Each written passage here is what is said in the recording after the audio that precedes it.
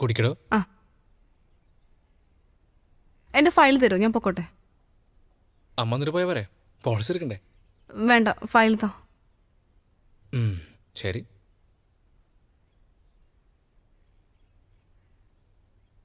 എടോ, തൻ്റെ റൂമിലേക്കൊന്ന് വരുമോ? ഏ ആ അല്ല, ഫയൽ എടുക്കാൻ. ആ, ഇല്ല, താൻ വെച്ചോ. ഏയ് പോവല്ലേ. മാറിക്കടോ. പറ്റില്ല. Happy birthday to you. Happy happy birthday dear കുട്ടി.